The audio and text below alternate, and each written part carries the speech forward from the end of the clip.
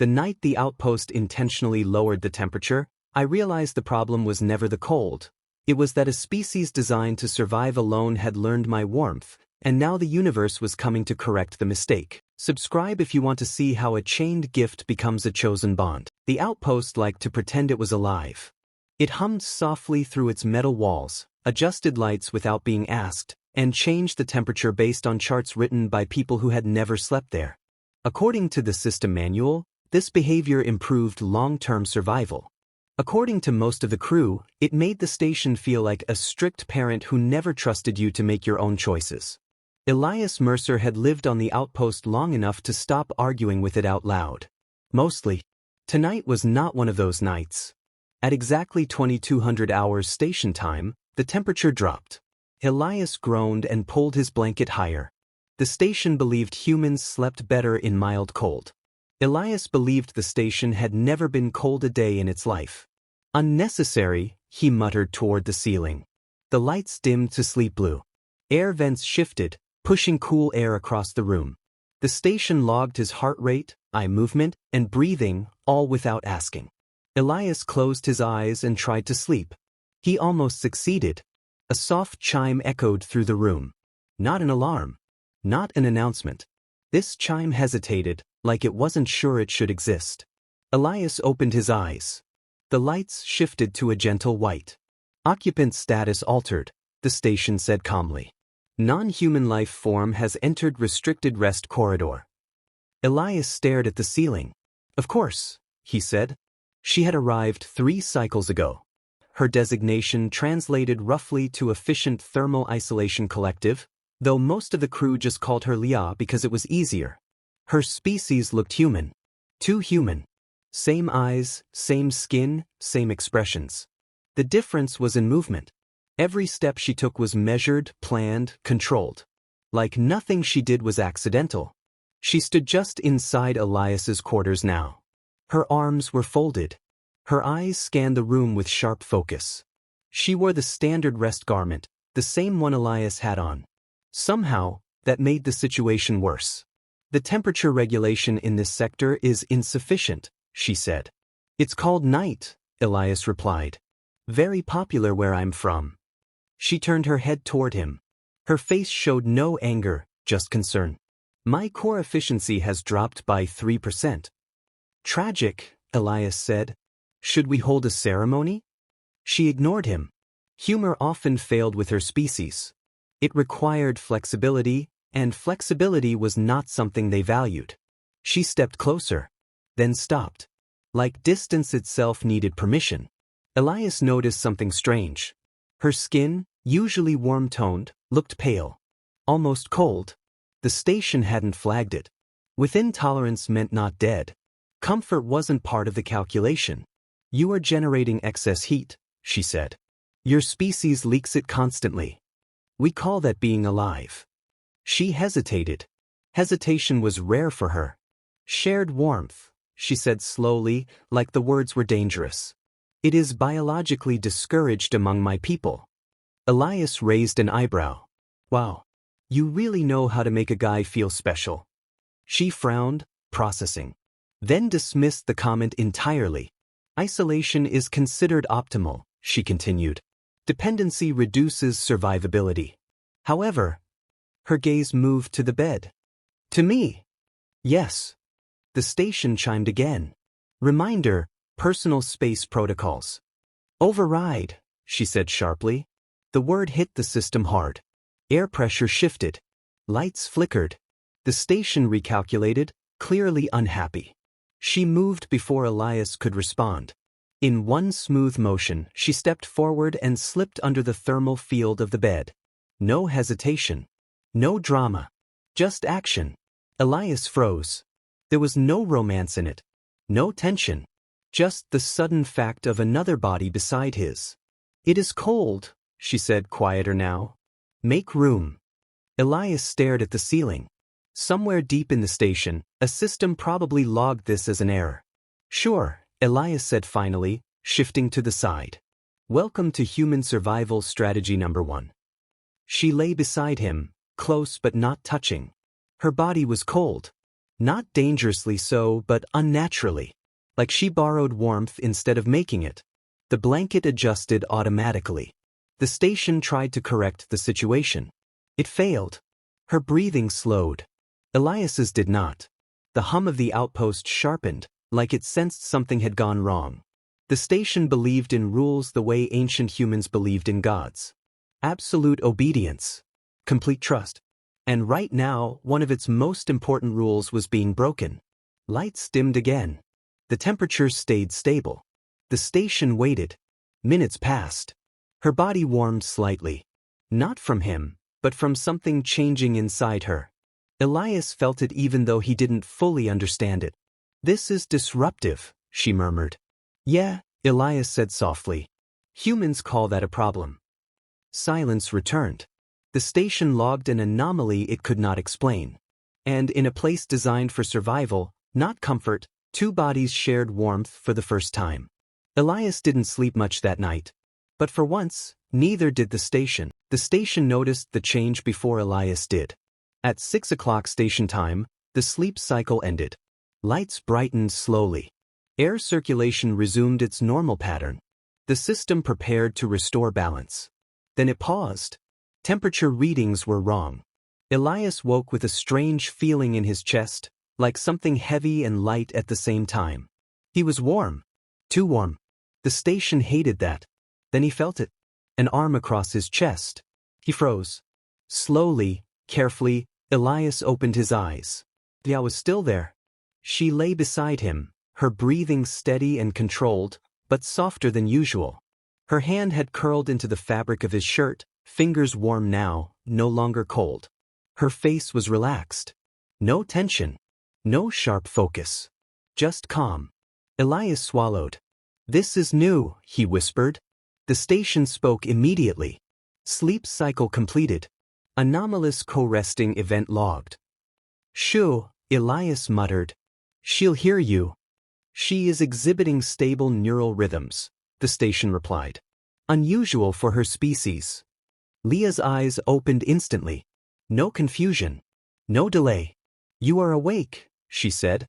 "Very good observation," Elias replied. 10 out of 10. Her gaze dropped. She noticed her arm. The contact. The closeness. For a moment, just a moment, her breathing changed. She removed her arm slowly, as if moving too fast might break something invisible. She sat up, posture straight again, control returning. The temperature dropped immediately. The station was relieved. "I did not intend to remain," Leah said. "Sure," Elias replied. "That's what everyone says after doing something questionable." She ignored the comment. "Your thermal output stabilized my internal systems," she continued. "During rest, my suppression filters weakened." "That sounds serious." "It is unprecedented." Elias sat up. "Congratulations. You broke a record." She looked at him, studying his face in a way that felt different. Less like analysis. More like curiosity. "I experienced reduced vigilance," she said slowly. "Increased calm. A sensation similar to a safety." Elias blinked. "Oh," he said quietly. She stood and stepped away from the bed. The warmth faded again. "If the temperature drops," she added stiffly, "this solution may be repeated." Elias raised an eyebrow. "Careful. That's how humans start habits." She paused, then left. The station spent the rest of the cycle behaving strangely. It adjusted lights too often. Logged minor events as major ones. Delayed reports by seconds it could not justify. Elias noticed because the station never made mistakes. Leah began visiting his quarters during non-rest hours. At first, she stood near the door, hands behind her back, posture rigid. "You are inefficient at sitting," she said one evening. "I'm relaxed," Elias replied. "Your spinal alignment suggests decay." "Charming." She didn't leave. That was the strange part. She looked around the room. At his mug. His boots. The old blanket with cartoon suns wearing sunglasses. "What is this symbol?" she asked, touching the fabric. "A star having a better life than either of us." She processed that. "Humor appears to be your coping mechanism." "Secondary," Elias said. Sarcasm is primary. The station tracked her metrics. Reaction time improved. Decision patterns widened. Emotional variance increased. It flagged the data as positive, then immediately marked it as unexplainable. She asked questions now, not functional ones.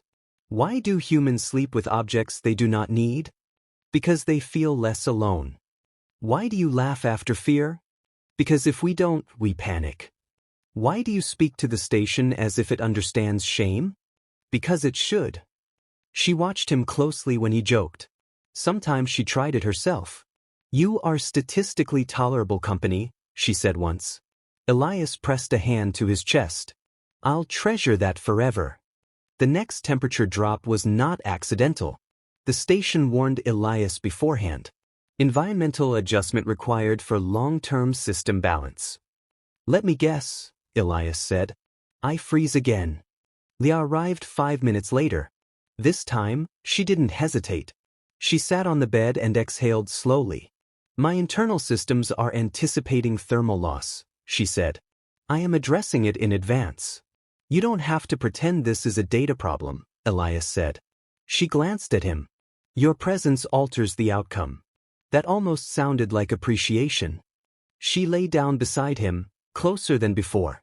Their shoulders touched. The station reacted badly. Air pressure shifted. Lights flickered. The blanket recalibrated twice. Her body warmed faster this time. This state is disruptive, she murmured. Humans call that feelings, Elias said. Very inconvenient. She was quiet. Then, very softly, I do not find it unpleasant. The station logged another anomaly. Her people noticed. External diagnostics arrived as a polite query. Concerned. Controlled. Dangerous. Subject efficiency variance exceeds cultural baseline, the station warned. They will request recalibration, Leah said. It involves isolation. That sounds awful. It is corrective. Elias nodded slowly. The classic stop feeling things update. When I am alone, Leah said carefully, the cold returns faster. Internally. Elias swallowed. That's called missing someone. Very inefficient. We do it anyway. That night, the temperature did not drop at all. The station tried to compensate. Logged in error. Leah lay beside Elias without waiting for cold. Her hand rested against his arm. The contact was chosen. If I return, she said, this state will be removed. Elias stared at the ceiling. For a species obsessed with survival, your people are terrible at living. Humans endure less, she replied. But you endure together. Outside the outpost, stars drifted silently. Somewhere far away, a civilization prepared to correct a deviation. Here, warmth spread where it wasn't supposed to. And Elias understood something important. She wasn't being recalibrated because she was broken. She was being recalled because she was changing. And change, to systems built on control, was the most dangerous thing of all. The recalibration vessel arrived without sound. No alarms. No flashing warnings. Just a quiet shift in gravity, so small most humans would have missed it. The station did not miss it. Timekeeping drifted by a fraction of a second. Lights dimmed across the outpost like a held breath. Elias felt it in his bones. They're here, he said.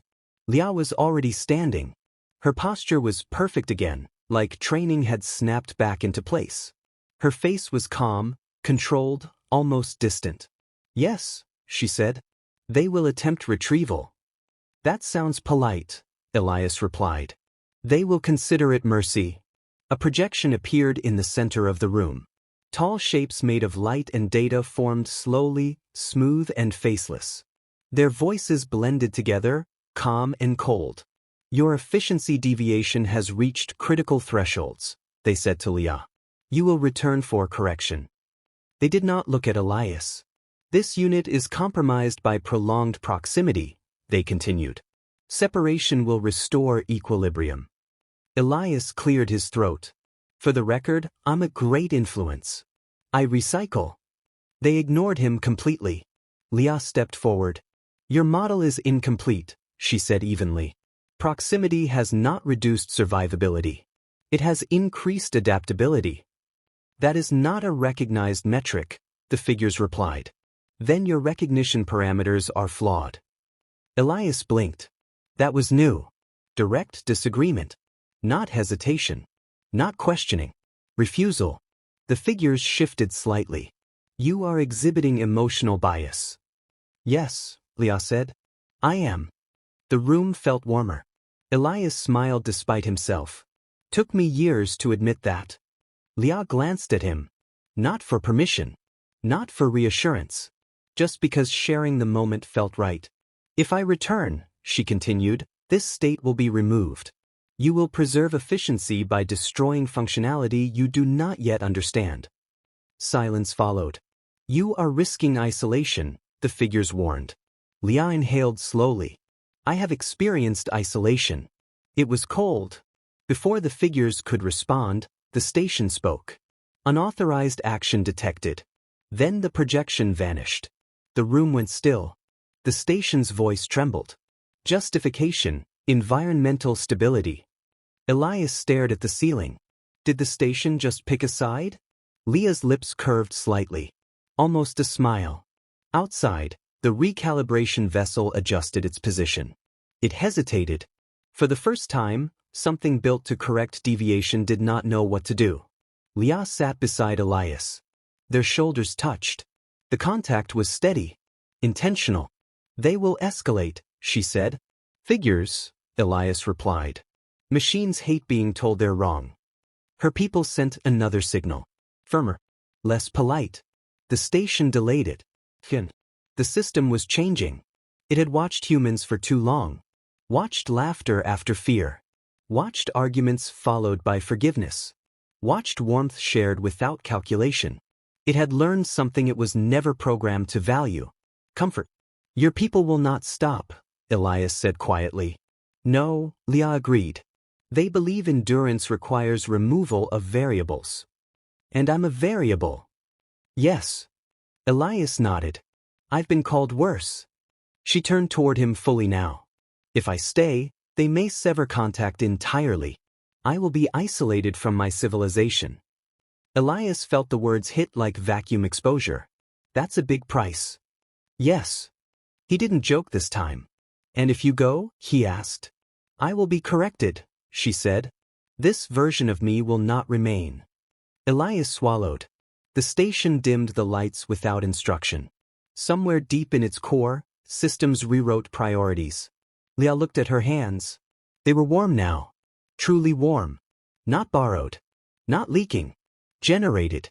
This change began with proximity, she said. But it continued with choice. Elias took a slow breath. Humans mess things up like that. The recalibration vessel sent a final signal. Direct. Command level. Return now. The station did not translate it. Instead, it locked the corridor doors. Alert levels rose across the outpost. Not emergency. Not rebellion. Resistance. Elias laughed softly. I think the station just joined the emotional expansion pack. Leah looked at him. You have altered this system. Join the club. She stood. Walked to the viewport. Stars drifted beyond the glass, distant and silent. My people believe survival is achieved alone, she said. Humans survive together. Sometimes, Elias said. Sometimes we just fail together. That still counts. She turned back. I will stay, she said. The words settled into the room like heat. The vessel outside paused. Then began to withdraw. Not retreat. Not defeat. Confusion. The figures did not return. The station released a long, low hum. System stabilized in new ways. Temperature held steady. Not optimized. Comfortable. Elias exhaled. So, he said, no pressure, but you just changed interstellar policy. Yes, Leah replied. It seems inefficient. He smiled. Welcome to humanity. The outpost continued its quiet orbit. Somewhere far away, a civilization recorded a loss. Here, something else was gained. The station logged one final note. Anomaly sustained. Outcome, acceptable. And for the first time since its creation, the Outpost did not attempt to correct it.